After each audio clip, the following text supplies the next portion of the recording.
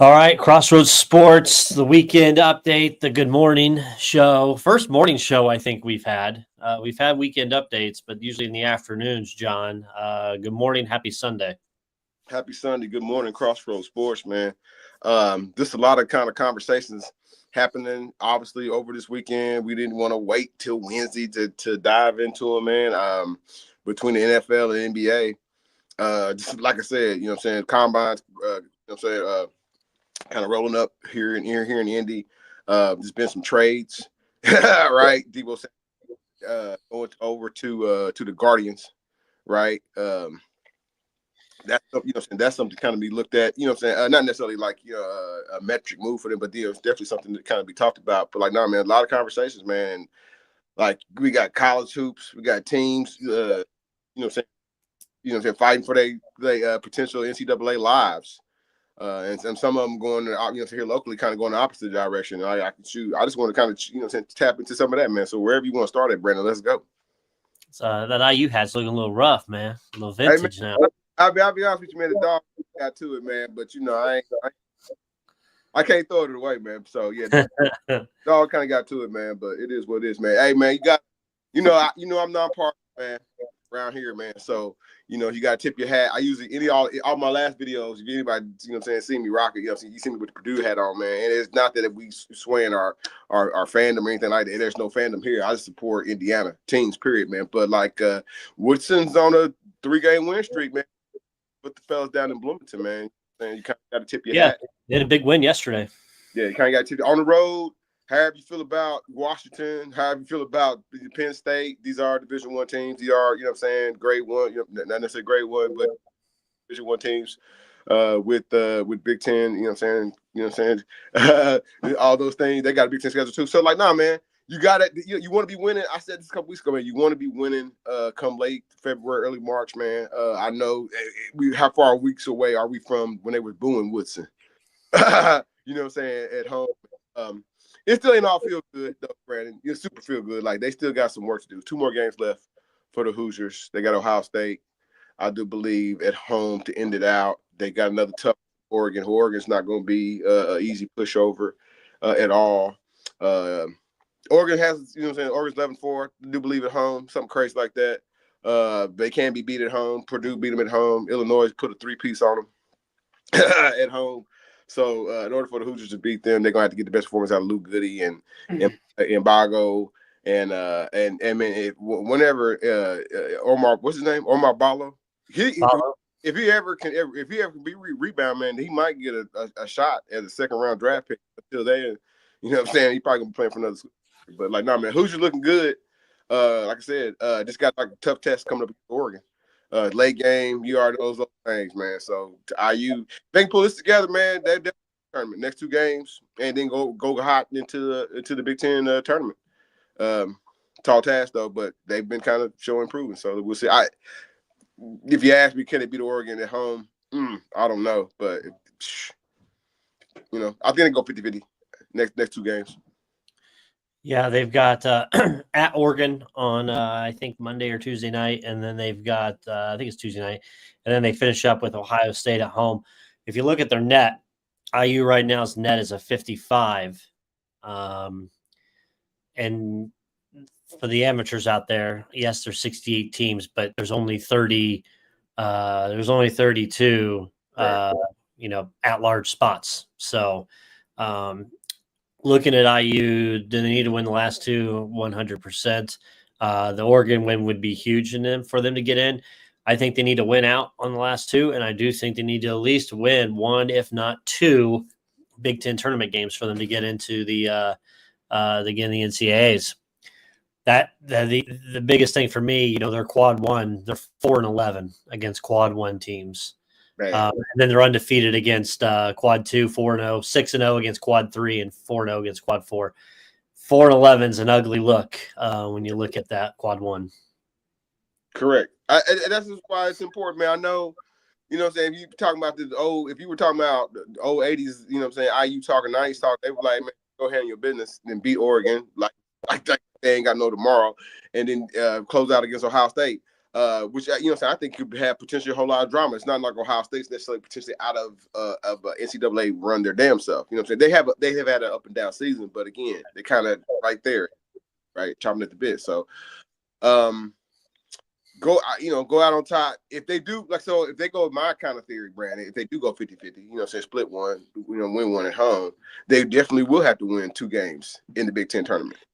With that 4-11, quad versus the quad one. So the brand ain't necessarily just gonna get you into the tournament this year. North Carolina, you too. Question mark, with their run here. They gotta win some more games. So they got a 42 right now is their net. North Carolina, 42, they're 19-11. They just moved up 3 spots over the weekend. Within their net, but they're still struggling. Some teams down there near Indiana, to give you a little bit of clarity, you got Villanova at 51, Oklahoma at 52, Northwestern at 54, then the Hoosiers at 55, and then Nebraska at 57. So you got 3 Big Ten teams right there, 54, 55, and 57. So right now it's looking like Joe Lunardi, and then from ESPN, has the Hoosiers as an 11 seed, as one of the last 4 to get in. So they would be playing in Dayton to open the NCAA tournament, if that was the case. The SEC, John, the SEC right now, they've got them with 13 teams out of the 18 in the NCAAs. I said 9. There's 13 team is too much, man. That means you're trying to cut off the water of all the mid-majors or potential mid-majors who would necessarily finish second in their division, and they didn't necessarily win they don't necessarily win the tournament. They're auto bid, but they got a pretty good resume, man. I don't necessarily think there's 13 teams. I don't necessarily want to go down the whole list of them, man, because that's usually something we reserve for football, for SEC. Really been a real good year for the SEC, y'all. It really has. They have embraced a lot of their transfers. There's a lot of things that people aren't necessarily talking about. We talk about a lot of times about the coaches and the programs that are running the SEC, but a lot of those guys are transfers and transfer ins from guess where, Big Ten schools. You know what I'm saying? Some of these SEC teams have kind of opened the checkbook and kind of told those players who were maybe, what they call it, not really, just waiting to chomp at the bit on somebody's, Wisconsin team or Iowa team. Now they're getting the opportunity to start, here on some of these success stories. I ain't ready to jump all in board and saying the SEC is ready to just walk all over the board that is the college basketball. You know what I'm saying? There's a pecking order. You are, and I believe, in the hierarchy, and I'll just leaving those things right now. If you look at the board, though, you know what I'm saying, as far as allowances, again, is the Big Ten as strong as it historically has been? No, it's not. It's not terrible, though. You know what I'm saying? And then I get it. The ACC is kind of falling off the cliff. It was only, Duke, Clemson, and Louisville.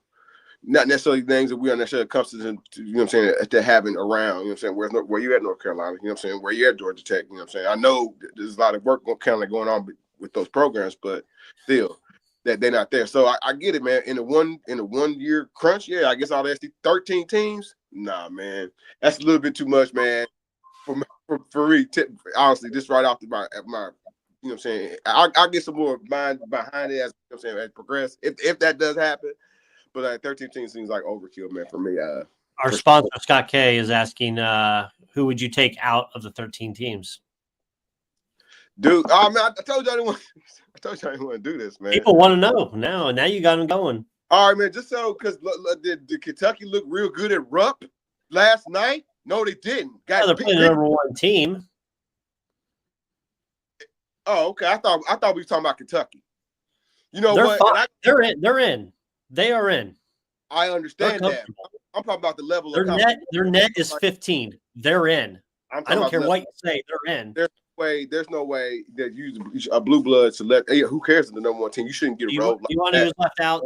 I'll answer you, Scott, since Jonathan's doing the political answers that he's trying to give. Let's just be real. Texas is not in. Texas does not deserve to be in. They're 16-13. Yes, they have a net 45, but I'm sorry, if you're only 3 games above 500, you don't deserve to get in. Oklahoma, I know you're on the bubble. They don't deserve to get in. And honestly, between Arkansas and Georgia, which one of those teams does not go further in the SEC tournament should not get in. I'm sorry, Cal, maybe the first year you're not in, but between Georgia and Arkansas, that's the second team I don't think gets in. But Texas for sure, and then whoever doesn't get the furthest between Georgia and Arkansas, they need to be out. I was gonna say Vanderbilt too, man. They're 20-9. They're 37 in the net. Man, I gotta see who they beat. Give it to you. I got it right here. No, you don't have to, man, because I'm not gonna waste my time on the SEC. They ain't win that championship anyway. They're not. The SEC is not winning. Vanderbilt did beat the number 5 team in the country, Tennessee. They beat Kentucky. They only lost by 5 against Tennessee again. They beat Texas A&M at A&M. I get it. Coach Barnes, he is what he is. They beat Missouri, who was ranked 14th. What's the coach's name? Barnes? Rick Barnes, Tennessee. He had Kevin Durant. What did he win? A round trip to the Sweet 16. Get out of my face. Rick First round pick. Get out of my face, man, with that, man. That program. Anything. But, speaking of Tennessee, 24-5 overall. Don't believe in third that. In the you don't believe in them? Net 5? You don't believe in Tennessee? Don't believe in that, man. Don't believe in that. Let me ask you this. Do you believe in more? Do you believe in Tennessee, or do you believe in St. John's? The Big East was going to figure it out. Danny Hurley going to get his action and his emotions together. Rick Pitino's real deal, Holyfield. Like, if IU had some money and thought about it, but, like, man, the 90s would crumble. If they brought Rick Pitino into the house that Bobby Knight, there's no way, Jose, that's going to happen. So, but, like, no, what Rick Pitino's kind of built together in St. John's, they had won the Big East championship in 40 years. Since Luke Carter Center, like that guy, I don't want to mess with Luke Carter Center, that dude, you know what I'm saying? And Mark Jackson and Chris Mullen, all those guys were there, man. So we all know he's a program changer. That team probably can't shoot worth a damn from 3, but they play defense out of their mind. You know what I'm saying? Play smart basketball within themselves. So I have more faith. You know, I don't really gamble. You know, I really bet. I got more faith in the Big East winning the title. If we were talking about what programs, but like that's you know what I'm saying, winning the title, then I got over the SEC. I'm not saying, you know what I'm saying, Bruce Pearl's team gonna have the opportunity to get there, you know, or the talent to get there. But or even Buzz, because we saw Buzz Williams, we saw his team, not Buzz Williams, but Fisher, we saw his team in live. That's a big feat to come to Purdue. I mean, come to Indianapolis and beat Purdue in Indianapolis, man. However you want to slice it, man. But I can't see them raising no banners in the you know what I'm saying, this year. Don't get crazy. Cooper Flag's still over there, y'all. Michigan State and Michigan, they're gonna be playing the last game of the season against each other, but they're both of them right now 14-3, tied for the Big Ten lead. Dusty May distance themselves 2 games up. Yeah, Dusty May, like the games that they win, they're not necessarily blowing people out. So it doesn't necessarily look like it's impressive, you know what I'm saying? But they do have a winning record, you know what I'm saying? That's going to be an ultimate game right there. But like I wouldn't be surprised to see Dusty May, you know what I'm saying, make his run in the tournament this year. I not necessarily winning, not necessarily they didn't necessarily play necessarily here to win it all, but like get to Elite Eight potentially for sure. Let's talk about Horizon League, John. Give me 1 second here. Horizon League, covering up our face. We've got the bracket. The bracket for the Horizon League conference tournament is out. It starts this coming Tuesday. Those first round, second round games are played at campus sites. So we've got the 6 seed Greg Campy and his Oakland Grizz up against Gottlieb's 11 seed Green Bay, Wisconsin, Phoenix. Wow. We've got Northern Kentucky 7 versus number 10 Mercy, Detroit. Then Wright State taking on IU Indianapolis, 8 o'clock on Tuesday night there at Wright State. So IU Indy don't have to go too far going in. So your thoughts as the bracket's been unveiled for the Horizon League. Remember, the semifinals and the finals will be played here in Indianapolis the following week on the 10th and the 11th. Well, that's going to be a pretty interesting game for IU Indy because they just beat Wright State. at home. So it's gonna be a pretty intensified game. I don't know, man. I couldn't tell you necessarily right now just who like to automatically pencil in. I wouldn't necessarily bet against Oakland. You know what I'm saying, making their way, you know what I'm saying, hot, you know what I'm saying, you know what I'm saying, through this tournament or whatnot, Northern Kentucky as well. But like, no, man, you know what I mean, our hearts and heads is with even professionally is with IU Indy, man. So IU Indy can get that'd be a program. That program's going through a lot of transition this year, right? We could definitely say. But like they can get win on the road like that, man, that'll continue to turn heads for Coach. Help me out, Brandon, with his last name. That would Coach. Say it one more time. Casaro. Yeah, that'll help him out with recruiting and all that, and getting more butts in this at the jungle or even at the fairgrounds if they games over there as well. But like, nah, man, Jaguars get that win and right, they'll be on their way. Yep, absolutely. IndyCar season opener is today down in St. Pete. Really interesting to see how we go down there. McLaughlin and Team Penske are on the pole for the race. It starts at noon, so right here about 40 minutes that race will be starting. So we'll get more on that as the IndyCar season begins. It's on Fox too, so Fox now has IndyCar. It used to be on Peacock and NBC. Now it's been moved over to Fox. So we'll see how the top Fox telecast goes from that. Elimination Chamber last night, John. People are comparing the heel turn to the Hollywood Hogan NWO. Slow down. They are. I know, man, but these are the people. The people are young. They're young. They don't know. They said this is a bigger heel turn than the Four Horsemen turning on Dusty. The heel turns they had back in the day, even prior to the NWO heel turn. I'm not saying the heel turn with Hulk Hogan coming out there, and you know what I'm saying, usually he comes out to save everybody, and he comes out there and actually later the SmackDown, you know what I'm saying, it was like nobody saw coming. But like nothing. I can't say anything was bigger than that. No heel turn in the history of wrestling. Even like the Road Warriors turning on Sting or what. I can't even think of nothing. There's nothing bigger than like I watched it. John Cena. I've been saying it. I said it when I first came on to Crossroads Sports, and I knew this was a audience that kind of vibed with professional wrestling. Man, like John Cena should have did this 12 years ago. Should have turned heel. I think, but like he was at his Hollywood more, and you had to be Hollywood. You can't necessarily be a bad guy in one it's corporate scene now.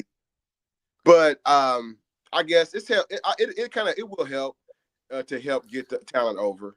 But like you got him sided up with The Rock, like the talent gonna have to be really, really over on the mic to you know what I'm saying, because those dudes are killer.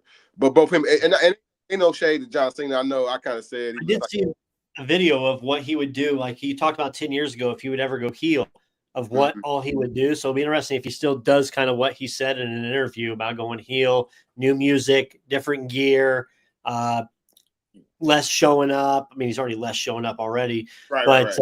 I think The Rock might be turning the Undertaker. First, he talks about wanting to take souls, and then he does this. He does the the Undertaker did. I'm like, what the hell? The final boss just says, let's cut him. Bring back the corporate ministry part 2. Oh man, but I thought it was a good pay-per-view overall. I thought it was Jake Cargill came back. Yeah, the Kevin Owens Sami Zayn match was good. Mm-hmm. For only having 4 matches, I thought it was pretty good for there as we lead up to WrestleMania season. Debo Samuel traded from the 49ers to the Commanders. You can take the Steelers off the list because Debo is not going to be there. So the 49ers get rid of him. And now, John, there is a rumor that the 49ers are looking to ship Brandon Ayuk, who they just signed to a large deal last offseason, who possibly was going to be a Steeler, and he got injured. Now they're looking to possibly trade him and that contract. Yeah. Steelers say no now. Absolutely not. Yeah, it's kind of wild. The Steelers, I mean, the San Francisco 49ers got to figure out. Obviously, they want to retain Brock Purdy services at quarterback. That comes with a big number. But you also have to be honest with your ownership that if we do get this contract, if we do hash out this contract with Brock Purdy, what are our chances of getting to the Super Bowl with the talent that we have assembled? The talent that they have assembled collectively kind of nicked up, kind of battered and bruised. Like and they really like, you know what I'm saying? No, they probably more, if they ran it back, like they would look more, you know what I'm saying, like they did this year than they did in previous years. So again, you see them selling off parts of the team in order to keep the team as a whole. I mean, it ain't just Brock Purdy. There's other parts of the team, but the team got to change in order for the team to get back to the Super Bowl, right? I wouldn't. You probably might see a cut here too or there with that team. You know what I'm saying? You got to trade. You trade off what you can trade. It's surprisingly that a dynamic player like Debo was traded and not necessarily cut. With him being a running back, but we also know him to be wide receiver too, so he can be considered a dual threat. But no, man, change is coming in San Francisco. I kind of the only thing from NFL thing from an NFL side kind of perked my ears up was the New York NFL Giants potentially flirting with Aaron Rodgers. Please. You said please have that kind of explosion, but like it's also out there that the Giants are probably going to go for Cam Ward. I know Shedeur Sanders is out there talking that the folks consider him the number one quarterback over Cam Ward. You know what I'm saying, I kind of got them graded 1A, 1B. There's really, you know what I'm saying, if you really want to put it out there, there's a lot of scouts out there that will tell you like overreach and say that Cam Ward has Patrick Mahomes level capability, like with his deep ball, and I'm like, man, yeah, he might deep ball, but like the other intangibles not necessarily there yet. Like don't necessarily believe that. Who got the number one pick? Tennessee Titans. Why they wouldn't pick a quarterback, I don't know. But if you really want to get to the guts of it, I think there's going to be some deals made with the Las Vegas Raiders, or try Las Vegas Raiders and anybody like the folks in the middle, like the Raiders and the Jacksonville Jaguars, because they got to get better, you know what I'm saying, a little bit faster with the resources that they have. Jacksonville is picking like what, fifth? Could they bring in a defensive lineman? Sure, but like Sunshine looked like he needs more help, or you know what I'm saying, than anything. So like, what do they, you know what I'm saying, what does that kind of look like for them? So I know nobody said, hey, you haven't missing Travis Hunter. Travis Hunter is probably gonna have to commit to. I mean, we talked about last week. Travis Hunter is probably gonna have to commit to one side of the football, and the best side of the football that he is a cornerback, right? So he's the best overall athlete in this draft. Could somebody make a number? You know, like, there's probably gonna be some type of, like I said, swinging where he ends up, you know what I'm saying, somewhere in New England, or you know what I mean, I don't know, even potentially in with the Raiders. You know what I mean? To be honest with you, man. But I don't think he's up with Tennessee or even with Cleveland at second. But like, I think it's gonna be a lot of swinging. You know what I'm saying? With some of these teams. Yeah, and over the weekend, it's heard that Steelers officials are a little more set with Justin Fields than Russ Wilson. And I kind of said that last week's show that I had to pick, or 2 weeks ago, that if I had to pick, I would go with Fields if they go that route. They're also looking at they did meet over here in Indianapolis. Obviously, the NFL Combine's going on this week. They did have fairly lengthy discussion with Jackson Dart as well. So there might be possibly drafting Jackson Dart out of Ole Miss. I would not be against that. The dude's got a gunslinger of an arm. Mm-hmm. I just don't know how his skills will develop to the NFL. And I was trying to find a comparison, John, of a quarterback that he may be similar-ish to, but I don't know. I think he's better than a Matt Barkley. Okay. But I hate to say it, but I feel like they did this themselves 3 or 4 years ago when they went and got Kenny Pickett. He kind of has a similar skill set there of a Kenny Pickett, especially with the arm. Well, and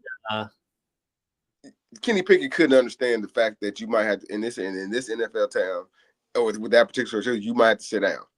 And like, you know what, Kenny Pickett he did get traded to the Philadelphia Eagles. He accepted the assignment. We haven't heard a word out of him since. He's got a ring. You know what I'm saying? Got a ring. So there might be, unfortunately, when you level up like this, there's probably some, you know, this talent that might be just a bit better than you are. You know what I'm saying? From a maturity standpoint, and you have to be able to accept that. I'll give this. I just looked it up. A comparison type of quarterback with Jackson Dart. I'll agree.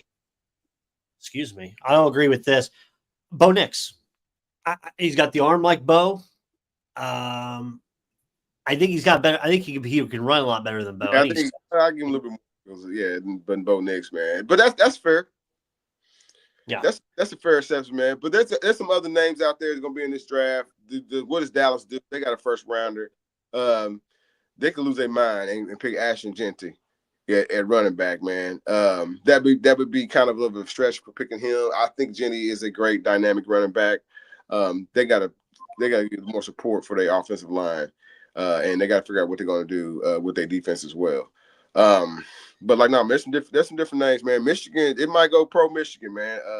Here in that first round, man. They got a good tight end. That kid, what's his name, Colston Loveland. I know Michigan didn't necessarily have the one loss record everybody wanted, but like Colston Loveland, that tight end, has kind of turned some heads. The other kid, Will Johnson, he's a cornerback. He's kind of turned some heads.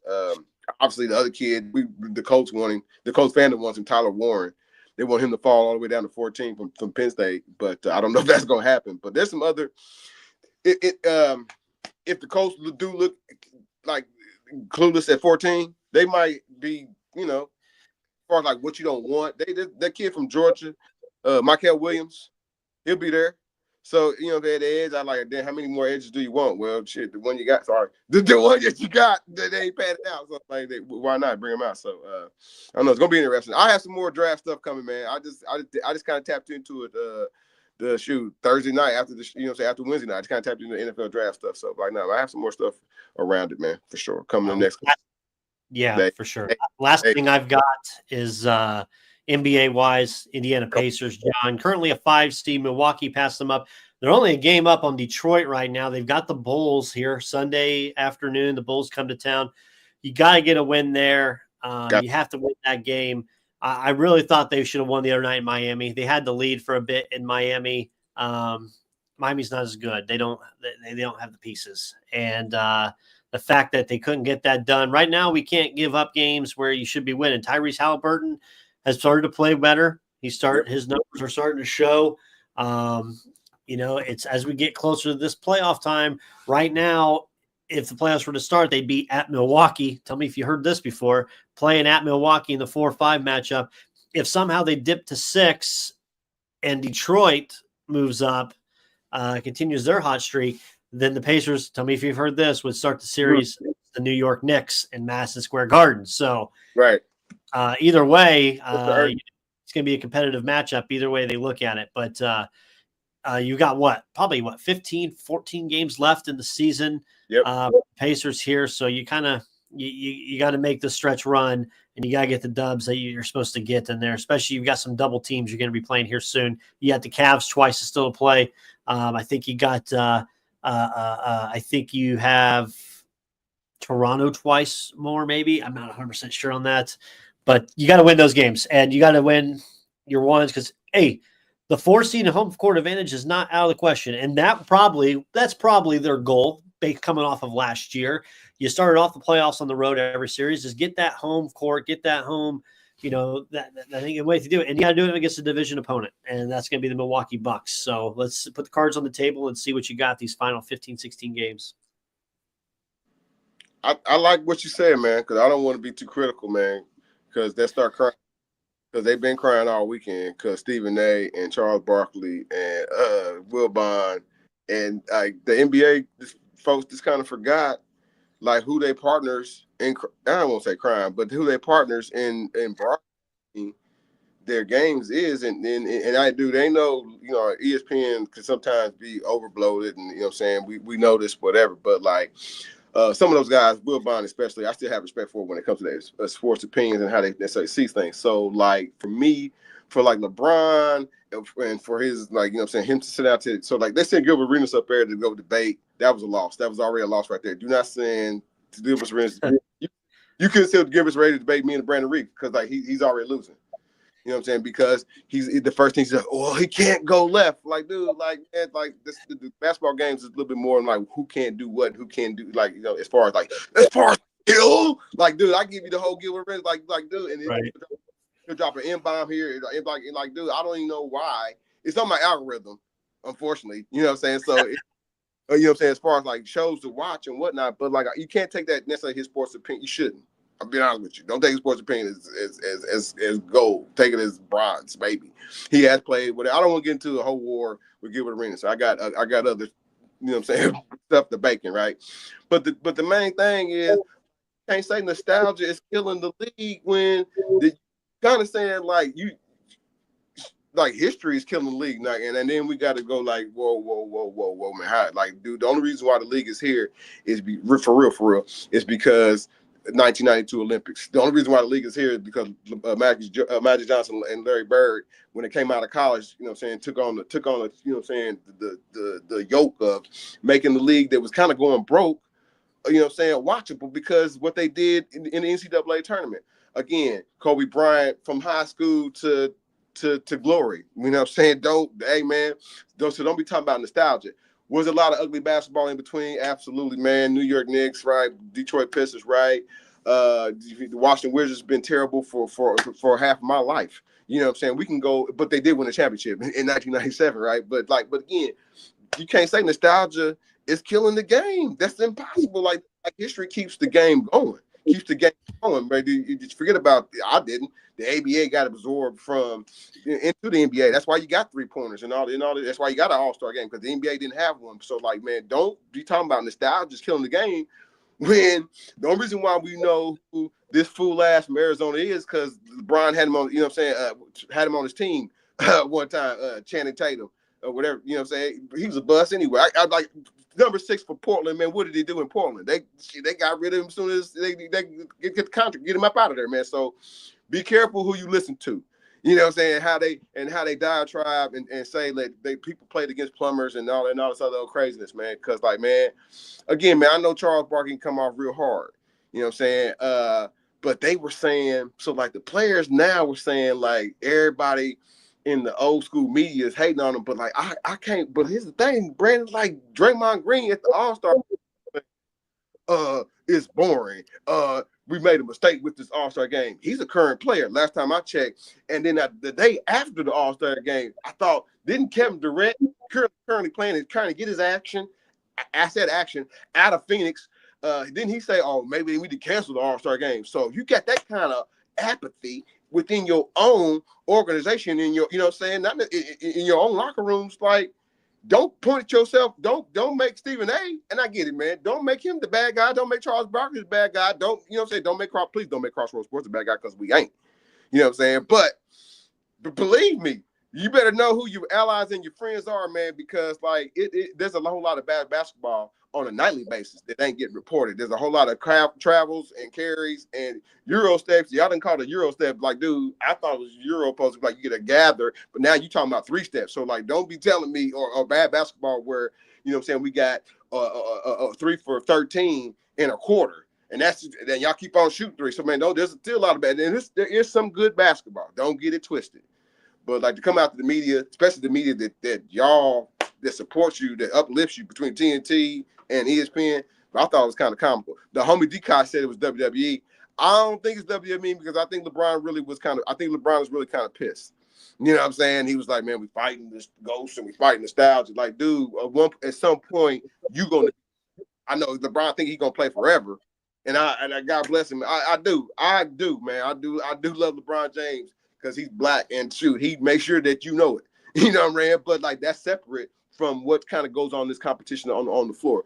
The game, the NBA has to continue. Your brand is your brand, as well as my brand is my brand. It's Crossroads Sports, you know what I'm saying, and so on and so forth, right? And that's always gonna be. But like, the NBA is what we invest in as fandom and as podcasters and as forecasters, man. And you can't crap on it. You can't. You know what I'm saying? So especially players now, y'all got so much power. Stop it, man. So stop with this media war right now. That is my 2 cents on it, man. As far as this NBA thing is going on, man. Do not. That it is okay. It is see the shine. Gilbert Arenas said something foul. He said, man, it's not okay to be compared to Michael Jordan. No, I mean, it's great. It's great to be compared to LeBron James. What are you talking about? You know what I'm saying? But it's great to be compared to Michael Jordan. I promise you. But that is my 2 cents on that one, man. You ready to wrap it? That's the Birdsong take right there, folks. Yeah, hey, the AI gonna take it over. Oh, I know. I can't wait for that clip to come out. I'll send to you. But no, great show. Like I said, we'll be back on Wednesday night, 7 p.m. Myself and Jonathan, a little more in depth. We'll take your calls as well, your messages, all that. Conversation continues on Facebook. It continues on Twitter. Follow us on there. I've got a double birthday party for my nephews today. This afternoon, I got to go to the little gym, so I'm going to be having a little fun with that. But yeah, plenty of sports on today. We got a good basketball game here on 1:30, Michigan State and Wisconsin. I know Wisconsin's top player, I think, is out today, so a little tougher for the Badgers going against Sparty, who hit a three-quarter shot during the week. Was incredible to hit. So if you didn't think March is here, especially the way Tennessee won that game yesterday against Alabama. That was huge there for that. So, but we've got golf, we've got college basketball, we've got Pacers and NBA today. We've got IndyCar, you got NASCAR, and hockey. What the hell else do you need? You got spring training. So all the sports here. A famous person once said, "This is March. We are in March. March Madness is approaching. So get ready, get your brackets ready." And we're coming up. And by the way, we're coming up year eight of Crossroads Sports. Today's what, the second or the third? The second. We are 15 days away, just over 2 weeks away from the season 8, year 8 of Crossroads Sports. So we couldn't do this all without you, our viewers, our commenters. We couldn't do all this without our sponsor, Scott K. Nichols, State Farm Insurance, and as well as all of our previous sponsors that we've had in the past. So we thank all of them for their loyal support in the past and the current ones right now. Myself and Jonathan's job is to get this bigger, better than ever. Little housekeeping notes. We're still waiting to hear back from the Horizon League on our credentials. So we're trying to get into there. We will be at the Big Ten tournament throughout down there at Cambridge. So that'll be fun. And, man, we're just going to be living it up here. It's college basketball month. So tune in. We'll see you guys Wednesday night. Have a good rest of your day. See you, John. We'll see you on the sidelines.